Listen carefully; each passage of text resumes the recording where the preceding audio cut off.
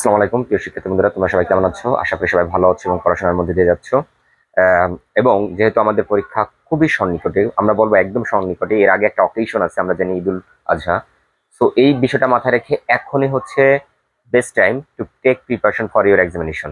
কারণ এটা সময় যদি তুমি অবহেলা করো তাহলে কিন্তু তোমার জন্য সামনে বড় একটা বিপদ ওয়েট করতেছে। তো ওই বিপদ যাতে আমরা ফেস টু ফেস না হই, ওই বিপদকে এড়ানোর জন্য আমরা ভালো করে স্টাডি করে দেবো। আমি তোমাদের কথা দিয়েছিলাম যে বেসিক শেষ করেছি, অ্যাডভান্স গ্রামারের রুলস রেগুলেশন সহকারে সমস্ত এক্সারসাইজ গুলো দেওয়া আছে। তারপর আমরা বলছি বোর্ড কোশ্চেন গুলো এক্সপ্লেনেশন সহকারে তোমাদেরকে আমি প্রোভাইড করবো। I am trying my level best to keep my speech with you. এই জন্য এখন বলবো যে তোমাদের এখন কাজ হচ্ছে, যে বিষয়টা আমি দেই একটু যত্ন সহকারে দেখো। আমি গ্যারান্টিতে বলতে পারি তোমাদের সর্বোচ্চ একটা ক্লাস হবে এবং ভালো একটা ক্লাস হবে। আর তারা যারা না বুঝতে পারবে এই ক্লাসগুলো করে, তারা অবশ্যই আমাকে নক করতে হবে। কিন্তু আমার হোয়াটসঅ্যাপ নাম্বার দেওয়া আছে, সবাই জানো, ওই নাম্বারে নক করলে কিন্তু তোমরা পেয়ে যাবা। তো কথা না বাড়িয়ে চলো, আজকে আমরা ময়মনসিংহ বোর্ডের স্টেশনের ন্যারেশনটা করবো। ন্যারেশন করার আগে আমার একটু কথা হচ্ছে, ন্যারেশন হচ্ছে আমরা জানি যে উক্তি, যে উক্তিটা দুই প্রকার হয়, ডিরেক্ট ইনডিরেক্ট। সাধারণত আমরা ডিরেক্ট থেকে ইনডিরেক্ট করি। তো সেই ক্ষেত্রে আমাদের কি করা লাগে, আমাদের টেন্সটা জানা লাগে ভালো করে, সেন্টেন্সের প্যাটার্নটা জানা লাগে, এটা আসলে কোন সেন্টেন্স, মিনিং অনুসারে যে চার পাঁচটা সেন্টেন্স আছে, অ্যাসার্টিভ, ইন্টারোগেটিভ, ইম্পারেটিভ, অপারেটিভ এবং এক্সক্লামেটরি। আমরা জানি যে ইনডিরেক্ট করার সময় সমস্ত সেন্টেন্স গুলোই অ্যাসার্টিভে করে দিতে হয়, অর্থাৎ প্রশ্ন করলে তার একটা ধরন আলাদা, সেই টাস্ক হবে। ইম্পারেটিভ করলে হচ্ছিল স্টোল্ড অথবা অর্ডার, কমান্ড, অ্যাডভাইস, এটা দেয় সেটা। অপারেটিভ করতে গেলে আমরা প্রেইড বলি। তারপর এক্সক্লামেটরি এক্সক্লামিট, সরো বা জয়। এরকম আমরা সব নিয়মগুলো তোমাদের একদম হুবহু দেয়া আছে। তোমরা এই জিনিসটা অবশ্যই ভালোভাবে বাসায় প্র্যাকটিস করে তারপরে আমার এইটা ন্যারেশনটা দেখবা। তারপর আমি ন্যারেশনের যে এইটা করবো তোমাদের রুলস রেগুলেশন সহকারে দিয়ে দিচ্ছি, অবশ্যই এটা ফলো করো, দেখো তোমরা পেয়ে যাবা। আমরা যেহেতু বেশ কিছু সলভ করবো এই বোর্ডগুলো। তো প্রথমে আছে দেখো, what kind of stories did Aesop tell, asked Anwar. Asked Anwar fables, replied mister Rahman. তাহলে এখানে ন্যারেশন করার ক্ষেত্রে আমাদের একটা কথা ছিল যে ন্যারেশন করার আগে আমাকে আগে স্পিকার খুঁজতে হবে এবং লিসেনার খুঁজতে হবে। তুমি যদি খুঁজে না পাও, আগে পুরো প্যাসেজটা পড়বা সুন্দর করে, পড়ে দেখবা যে কে প্রথম কথাটা বলছে, কে লাস্টে শুনছে, এই দুজন লিসেনার এবং স্পিকার। এবং এও কথা আছে যে দুজন স্পিকার যদি সেম জেন্ডারের হয়, তাহলে প্রত্যেকের নামের পরে আমাদের ওই নামের প্রথম অক্ষর ব্র্যাকেটে বসায় দিতে হবে। তো আজকে আমরা একটু দেখি, আনোয়ার এবং হচ্ছে রহমান দুজন সেম ব্যক্তি, এটা একটু দেখলে আমাদের শেখা হয়ে যাবে। প্রথম প্রশ্ন আছে দেখো, what kind of stories did Aesop tell, asked Anwar. Fables, replied mister Rahman. তাহলে আনোয়ার জিজ্ঞাসা করছে প্রথম তাকে, মিস্টার রহমানকে, এবং সেটা কোনটা প্রশ্ন দিয়ে শুরু করছে। আমরা জানি যে ন্যারেশনের দুটো অংশ, একটা হচ্ছে রিপোর্টিং আর একটা রিপোর্টেড। ইনভার্টেড কমার ভিতরে যেটা থাকে সেটা হচ্ছে রিপোর্টেড, আর তার বাইরে যেটা থাকে, যেটা কথা বলা হয়, সে হচ্ছে রিপোর্টিং। তাহলে আমরা যখন ইনডিরেক্ট করবো তখন রিপোর্টিংটা আগে নিয়ে আসবো। তাহলে আগে নিয়ে আসলে দেখো, আনোয়ার নিয়ে আসবো আমরা আগে। আনোয়ার, এখানে আস্কড আছে মিস্টার রহমান, আমরা দেখছি যে পেয়েছি পরে একজন। Anwar asked mister Rahman. Anwar asked mister Rahman কি জিজ্ঞাসা করছে, what kind of stories did Aesop tell. এখানে হোয়াট কাইন্ড অফ স্টোরিজ, এটা কিন্তু তোমার ডাব্লিউএস কোশ্চেনের ভিতরে আসছে। ডিড অ্যাশুব টেল, এটা পাস্ট ইনডিফিনিট টেন্সে প্রশ্ন করছে। তাহলে এই আস্কটা যেহেতু আস্কড আছে, সমস্যা নাই, আস্কড।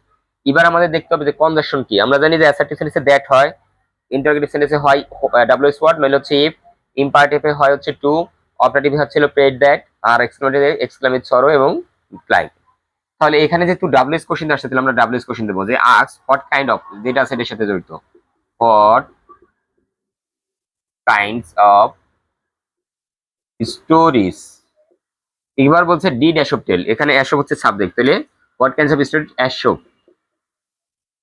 অ্যাশোপ এখানে আছে ডিড টোল টেল, তার মানে পাস্ট ইনডিফিনিট টেন্সে ছিল, তাহলে হ্যাড। পাস্ট ইনডিফিনিট থাকলে পাস্ট পারফেক্ট, হ্যাড টোল্ড।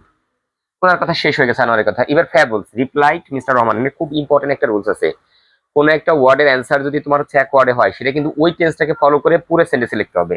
তাহলে এই দিতে হবে, মিস্টার রহমান,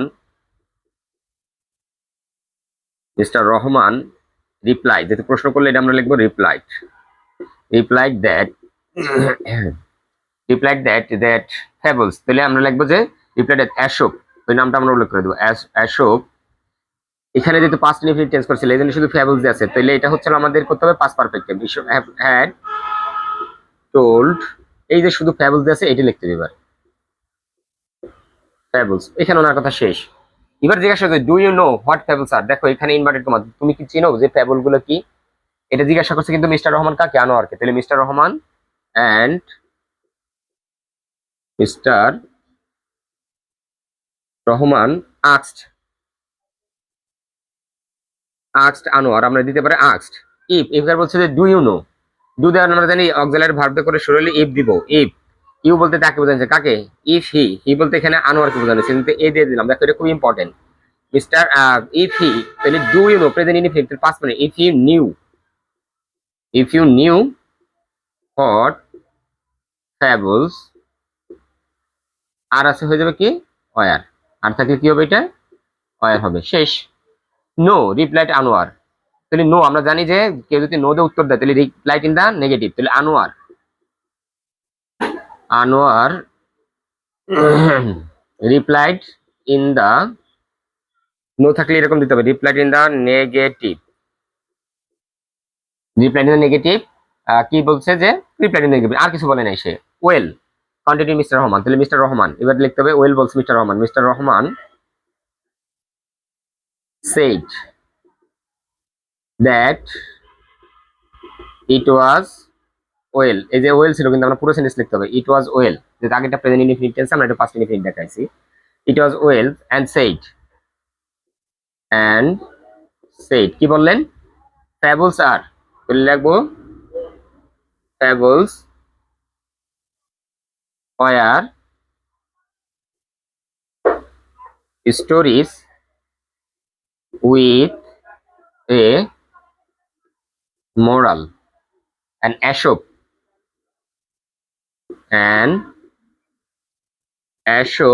entertain, তাহলে হবে had entertained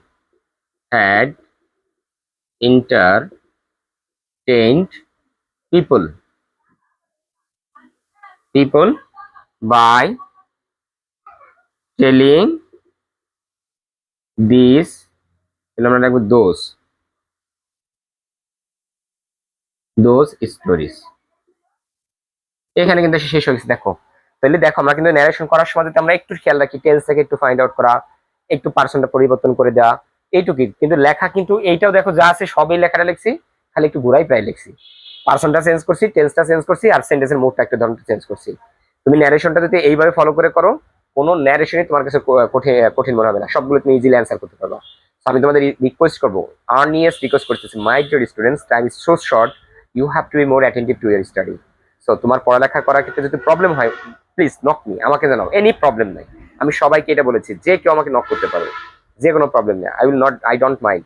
এবং তোমরা এটাও জানো যে স্যার মানে মেসেজ দেওয়ার সাথে সাথে রিপ্লাই দেয়, so I will not make any late, তুমি ইনস্ট্যান্ট অ্যান্সার পাবা, কিন্তু তোমার সদিচ্ছা লাগবে। তো আজকে এই পর্যন্ত, সবাই ভালো থেকো, সুস্থ থেকো, আল্লাহ হাফিজ।